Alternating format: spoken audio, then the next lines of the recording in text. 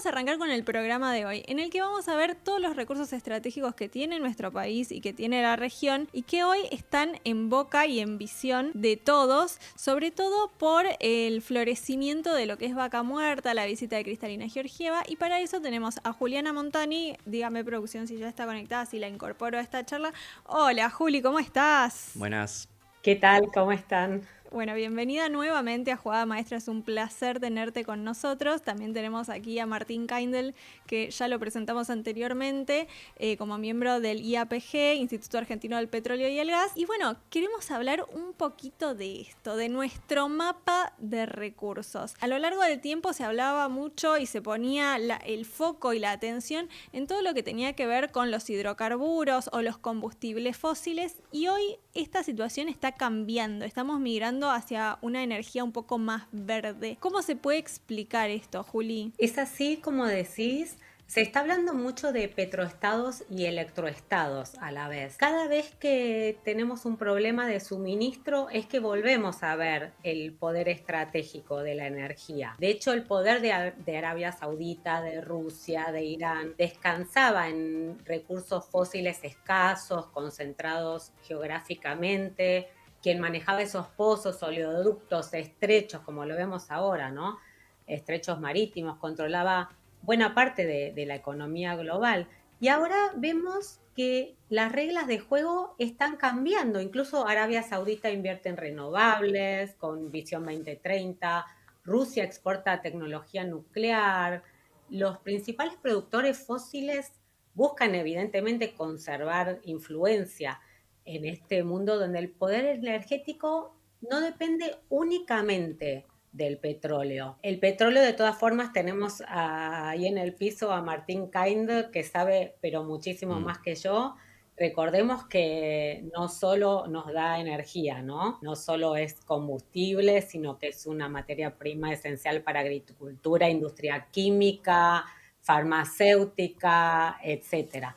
Pero lo que está cambiando es este peso relativo en una matriz energética más diversificada y evidentemente el petróleo nos ha llevado a un desarrollo humano, bueno, increíble, tasas de mortalidad han disminuido muchísimo, etcétera, etcétera, pero también hemos descubierto la contracara de esto. A eso quería ir un poco, a que nos expliques, porque cuando uno habla de petróleo o nos dicen no, determinado porcentaje pasa por Hormuz y por eso nos va a afectar, inflación, qué sé yo, cuando uno habla de petróleo se imagina combustible, nafta. ¿Qué otros derivados de petróleo impactan en otras industrias o en otros Bueno, productos? yo te diría que petróleo nos cruza la vida. No, prácticamente no hay actividad que hagamos durante el día que no tenga relación con algún combustible, el petróleo o un derivado del petróleo. De hecho, en este estudio prácticamente más del 90% de lo que vemos tiene derivados del petróleo. La industria petroquímica es fundamental para un montón de cosas, no solamente para plásticos, para un montón de cosas, remedios farmacéuticos, pinturas, todo el Claro. tema de revestimientos y demás. Todo eso se nace del petróleo. Con lo cual, el petróleo todavía en la matriz energética mundial y a futuro, tanto el petróleo como gas, tienen un papel fundamental a cubrir. Sin duda que yo creo que lo que tenemos por delante es un gran desafío, porque si hay algo que no se puede negar y que creo que hay que tener en claro, es que hay un proceso de calentamiento global, ¿no? Eso es un dato. Y una de las causas son las emisiones. Ahora, el gran desafío es cómo reemplazar los combustibles fósiles, cuando hablo de combustibles fósiles, petróleo, gas y carbón, con algo que pueda dar la cantidad y la calidad de energía a los costos que te da petróleo, gas y carbón. Y estamos hablando, ¿no?, de reemplazar volúmenes enormes de energía, ¿no? La matriz energética global es enorme y crece día a día. A eso quería ir un poco con Juli, porque ella hablaba de la disponibilidad también de recursos y de esta transición energética. Hay muchos países de Europa que en su momento migraron a energía nuclear o a otro tipo de energía y después debieron también por las sanciones que se hicieron a Rusia buscar otras alternativas, otros mercados, ¿no? Como Azerbaiyán en términos de gas natural o países de Asia Central. Lo mismo, bueno, para añadir, ¿no? Esto es una realidad que Europa, algunos países de Europa, y esto lo quiero discutir tanto con Juliana como con Martín, han iniciado procesos de cierre de sus centrales energéticas nucleares, claro, ¿no? Protagónicamente Alemania, ¿no? ¿Cuál es su mirada en torno a eso? En realidad, Alemania dice que se arrepintió, ¿no? Porque finalmente cerró la energía, claro, las centrales nucleares, que eran las energías más limpias, para reemplazar con la segunda, o sea, más limpia, en un momento en el que todavía no, las baterías, que también son una forma de compensar este problema, digamos, que tienen las nuevas energías renovables, que funcionan mientras funcionan durante el día, pero no a la noche, no cuando hay viento, etc. Digamos que la matriz energética no les resultó sin la nuclear y tuvieron que compensar, sí, con energía sucia, digamos. Pero más allá de eso, y yendo también un poco a lo que decía Martín, hay que ver qué es lo que tenemos. La transición no es lo mismo para todos. O sea, en Chile no tenían energía de otro tipo, digamos, y ahora tienen energía muy limpia, energía solar, están apostando muy fuerte por la solar, pero ellos dicen que para ellos no fue una transición porque siempre tuvieron que comprar energía. Es diferente. Argentina, este cambio, digamos, que encuentra a la Argentina en una posición excepcional, porque pocos países reúnen simultáneamente petróleo, gas no convencional, litio, cobre, una industria nuclear muy desarrollada durante más de 7 décadas, empresas tecnológicas que exportan, agroindustria muy competitiva, proveedores de energía metalmecánica, servicios especializados, todo alrededor del sector energético, que Martín seguramente sabe mucho más que yo. Sí. Argentina es como un oasis de recursos estratégicos. Ahora, había leído una nota tuya en donde decías que tener esos recursos no garantiza un buen desarrollo y una buena explotación justamente de esos recursos. La paradoja, ¿no?, de la abundancia. Exactamente. La paradoja de la abundancia. Y agrego como recursos también, hablando de geopolítica, la geografía. Claro. Que es muy importante, más allá de por los recursos que están en Argentina. Digo, en este mundo de la energía, los alimentos, los minerales críticos son importantes. También lo es las rutas marítimas, la seguridad, estar lejos de la zona de conflicto caliente. La cadena de suministro, el mapa es importante, claro. Y después también el soft power del que hablan ustedes muchísimo. Rafael Grossi, que al frente del Organismo Internacional de Energía Atómica, que es candidato a la general de la ONU, deja también las capacidades científicas, diplomáticas de Argentina que fueron construidas durante décadas. Y acá también entra el simbolismo de la visita de Georgieva Vaca Muerta. Ahí, Martín, quería ir un poco en qué representa Vaca Muerta, no solo para la Argentina, sino a nivel mundial. O sea, es como haber encontrado una nueva fuente de recursos que no se conocía. ¿Qué proyección podemos hacer a futuro? Primero, para no entrar en muchos detalles, pero digamos, Vaca Muerta se conocía. De hecho, Vaca Muerta es una formación geológica conocida desde la década de 1930. No es el momento de ponerse a explicar, pero era roca generadora de hidrocarburos de la cuenca, una de las rocas generadoras de hidrocarburos de la cuenca neuquina. En esa roca generadora, más allá de los hidrocarburos que migraron hacia lo que son los yacimientos convencionales, para decirlo de alguna manera, siempre se supo que una gran parte de petróleo y gas quedaba contenida en esa roca, porque naturalmente no migró. Y lo que pasó, y lo que se puede denominar como la revolución del shale, fue que a partir del año 2000, 2001, 2002, en Estados Unidos, ante un panorama de yacimientos convencionales como los que teníamos nosotros, o que tenemos todavía porque están produciendo, pero que estaban todos en declino, porque tenían más de 100 años de producción, porque la geología se agota, empezaron a probar de qué manera podían extraer esos recursos de petróleo y gas desde una formación de una roca generadora que es un shale, de ahí viene el nombre shale gas o shale oil, ¿no? Que es petróleo, es exactamente igual que el que se sacaba en convencional desde el punto de vista de su composición química, pero estaba contenido en otra roca.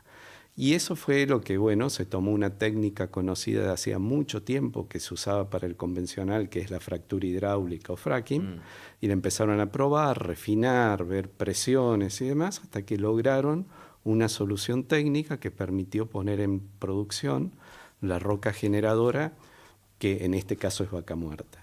Eso le permitió a Estados Unidos pasar de ser un importador neto de petróleo y gas a convertirse en el principal productor hoy de petróleo y gas, cambiando ahí sí que hubo un cambio geopolítico, porque de golpe el mayor, Estados Unidos es el mercado de mayor consumo energético del mundo, que pase de ser importador neto a ser exportador, es todo un tema, es un cambio de juego, ¿no?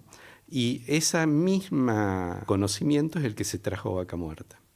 Y a partir del 2012, 2013, se empezó a probar, se empezó a desandar la curva de aprendizaje, ¿no? Y la verdad que fue todo un éxito, y Vaca Muerta es una roca generadora que tiene petróleo y gas en cantidades muy abundantes. Hoy por hoy los recursos prospectivos, o sea, los recursos que la Secretaría de Energía determinó por resolución de gas de Vaca Muerta, son 253 TCF, trillones de pies cúbicos. No dice nada la cifra, salvo que si yo te digo que la Argentina consume cerca de 2 por año. Y de petróleo hay recursos que están en un estudio que hizo en su momento el Departamento de Energía de Estados Unidos a través de su agencia de información, de 16.000 millones de barriles en Vaca Muerta, que tampoco puede decir mucho, salvo que es más o menos lo que la Argentina produjo de petróleo de 1907, cuando se puso en marcha Comodoro Rivadavia, hasta el 2022. Claro, no, es una locura. Entonces, estamos hablando de cantidades que generan una oportunidad muy grande para la Argentina, para nuestro país, si logramos ponerlas en valor de manera inteligente, y creo que es lo que se está haciendo. Y sin duda es un proyecto de exportación, porque la inversión que hay que hacer para poner en producción esto no se justificaría por el mercado nacional. Y tenemos una oportunidad única, ¿no? En este contexto que yo decía, todavía tenemos muchas décadas, varias, de petróleo y gas, demanda de petróleo y gas en el mundo, de monetizarlo y generar recursos para la Argentina, que creo que es lo que hace falta. Y bueno, quería ir a Juliana, digamos, con esta pregunta. Solemos hablar acá de energía y geopolítica, de adecuar esos medios o activos estratégicos y transformarlos en herramientas de poder geopolítico, y justamente hablando de Vaca Muerta, suele presentarse como una de las grandes oportunidades económicas del país, en línea con lo que estamos charlando aquí en la mesa. Y Juliana, vos que sos politóloga, ya yendo, digamos, a un plano más institucional, ¿qué condiciones políticas e institucionales necesita la Argentina, crees vos, para transformar ese potencial en desarrollo sostenido y también en poder geopolítico? Sí, que no nos coma la paradoja, ¿no? Claro. Y no nos coma la paradoja. Primero quiero agregar que además, al lado de Vaca Muerta, al lado de redes eléctricas, hay inversión también que se está haciendo. Incluso hay una empresa, Trina Storage, que está construyendo BESS, que son estos sistemas de baterías estacionarios para evitar fluctuaciones en la red y garantizar suministro. Y otra cosa, antes de contestar tu pregunta y en relación a eso, es que no nos olvidemos que hay unos nuevos actores que son las grandes empresas tecnológicas, que son los centros de datos, ¿no? Que son como las nuevas fábricas, digamos, del siglo XXI. Se están comenzando a comportar como verdaderos actores energéticos, digo, por la expansión de la inteligencia artificial. Todo esto que estamos haciendo en este momento exige datos. Esto está disparando la demanda de electricidad a niveles nunca antes vistos. Amazon, Google, los llamados hyperscalers, buscan contratos de suministro a largo plazo, están incluso comprando en Estados Unidos, en Three Mile Island, toda la producción de reactores nucleares que volvieron a trabajar para garantizar esto. Entonces entran y salen de la red cuando se necesita, cuando no se necesitan. Todo esto hay que administrarlo. Este es un tema geopolítico también, ¿no? Porque deciden instalarse donde encuentran o cerca de donde encuentran el suministro que necesitan. La diferencia entre los países que simplemente exportan materias primas y los que alcanzan este desarrollo genuino, obviamente radican esta capacidad de transformar un potencial en un proyecto estratégico, en un proyecto a largo plazo. Se exige tiempo y se exige evidentemente un consenso, digamos, intergeneracional político a largo plazo. Las naciones capaces de mantener un programa, ya sea estatal, privado, público, privado, como sea, pero coherente a largo plazo, son los que obtienen una ventaja estructural sobre estos que no logran sostener en un horizonte de planificación constante. Tengamos en cuenta, y esto lo denomino dumping político, creo que lo hablamos en otro momento, que nosotros estamos supeditados a estas, nosotros como digo, cualquier país democrático, con estas elecciones permanentes, con esta vorágine de la política, de la aceptación por parte de la sociedad de distintos proyectos, y muchas veces, lamento decirlo, pero bueno, China esto no lo tiene, por ejemplo. Claro. China se puede dar el lujo a costa de libertades individuales, civiles, a costa de no tener este pero lo sacrifica en pos de la eficiencia, ¿no? Y de la velocidad. Exacto. Y tiene unas economías de escala contra las que no podemos competir. Entonces, bueno, hay países que lo han logrado, ya sea con fondos soberanos, sobre todo con educación. Finlandia, por ejemplo, el Partido Verde, estaba hablando con Operador Nuclear, que es una persona que sabe mucho de energías nucleares en las redes, y me decía, hasta el Partido Verde es pro nuclear. Claro. Y esto es porque la sociedad está educada, y también dejar a la iniciativa privada. Tuve una entrevista hace poco, nada que ver, sobre políticas culturales con Alberto Fernández de Rosa, y me decía, la mejor política cultural es cualquiera pero que sea consistente. Coincido. Y digo, claro. Me llamó la atención. Sí, Eso se puede que decir sea en continua, Argentina, ¿no? Que tenga una línea coherente, intergeneracional, como vos bien decís, Juliana, bipartisana, digamos, que sea un consenso estratégico en base también al interés nacional, ¿no? Fuera de toda ideologización. Pasa que en nuestro país sucede lo contrario, ¿no? Se ideologiza, se partidiza todo, y cada 4 años cambia el rumbo, ¿no? De toda política. Borrón y cuenta nueva, es como que todo arranca de cero. Entonces no podemos mantener una línea coherente. Sí, Juli, hablando un poco de esto de la mezcla de la política de Estado a largo plazo y demás, la visita de Kristalina Georgieva es un poco de ideologizada, digamos, porque convengamos que de un lado de la grieta somos amigos del Fondo Monetario Internacional y del otro lado no tanto. ¿Cómo lo ves vos a futuro como proyección de Vaca Muerta el hecho de que la directora del Fondo Monetario Internacional haya ido a Vaca Muerta? ¿Qué representa? Mira, yo no soy personalmente partidaria de los bandazos, ¿no? Ojalá esto sirviera a largo plazo. Creo que es más el mostrarlo hacia afuera. Claro. Evidentemente sí, después está esa asociación con cuando de un lado se quiere demonizar todo lo que hizo el otro. Pero bueno, para rescatar lo que dijo Martín, y me pareció muy importante, es esta industria del conocimiento también que está, educación, conocimiento, pymes, desarrollos que están al lado de Vaca Muerta. Es decir, Vaca Muerta no es solo, no demonizarlo como algo que es solo extraer y que alguien venga a utilizar nuestros recursos, ¿no?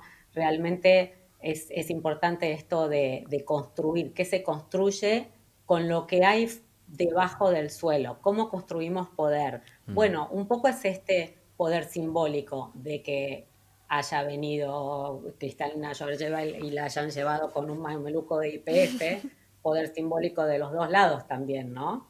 Total.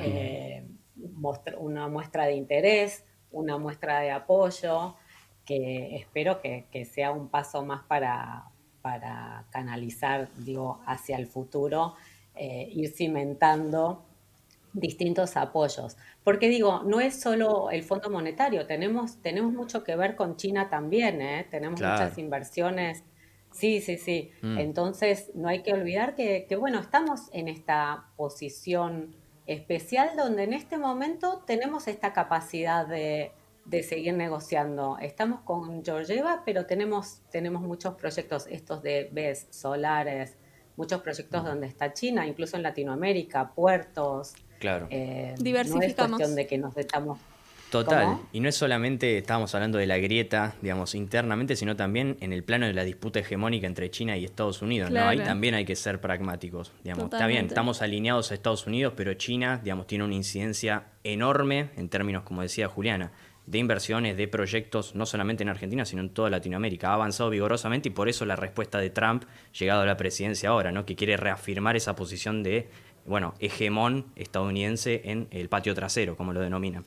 Tal cual. Les tiro un dato que Exacto. salió ayer, que lo vi publicado en Infobae. El petróleo crudo ya es el principal producto de exportación de la Argentina, desplazando al maíz y a la soja. Así que miren Bueno, bien. qué importante todo esto que estamos hablando Total. a futuro para nuestro Y- país. Y estamos empezando. Y tenemos todo. Sí, recién Estamos empezamos. Esto es solo el inicio. Recién empezamos y tenemos todo.